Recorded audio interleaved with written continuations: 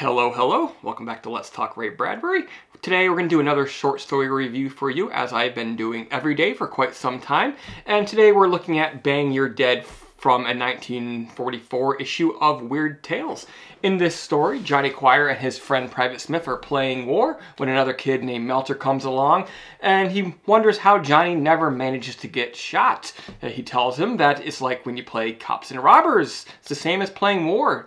The trick is to say, bang, got you first, but because the other kid is never going to give in, you have to learn to duck imaginary bullets.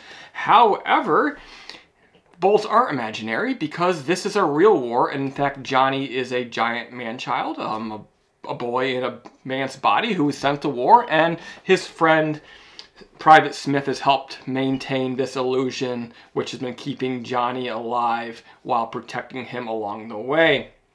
However, the jig is just about to end. Melter doesn't believe it. He sort of breaks Johnny's illusion before he runs off and gets himself shot 50 times in the chest because, in fact, he could not learn to dodge bullets like Johnny.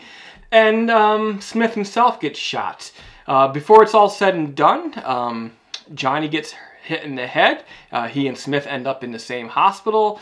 And when they pull the bullet out of Smith's body, he's feeling better. He demands to be wheeled over next to Johnny so he can talk to him. And he, in fact, talks Johnny back into his state of illusion. And he sort of uses a placebo effect to heal his head wound. And they then learn that they're both going to be sent home stateside because they were injured and their time is now up in service. This story is primarily about the power of imagination. It's sort of like the ultimate placebo. Here's somebody who believes so fully in this illusion in their head that they were able to make those effects manifest themselves in reality.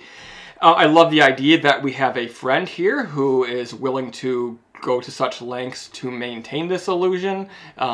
He's basically always there to sort of defuse the situation when Johnny would say something stupid to his superiors, like, when do I get my packet of ketchup for fake blood, and other interesting delusions like that.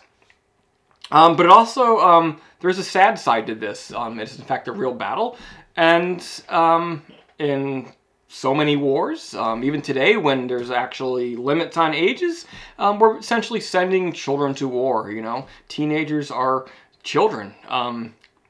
And certainly in wars past, people even younger than that were sent to war. And so here we have young people who should be home playing imaginary war, who are sent to do the real thing. Basically young people fighting battles for rich old people who rule the world. So so as much as it's a funny story and a humorous story, it's also a very tragic story, and I really love that sort of juxtaposition. As you're reading it, it's not initially fully clear. You know, I'm thinking maybe this could be a real war, maybe that could be the twist, but it's probably imaginary. Where is this headed? But it does turn out to have in fact been a real war, and it has real strong implications, just as the story itself does. Plenty to chew on, plenty to think on long after you've finished reading.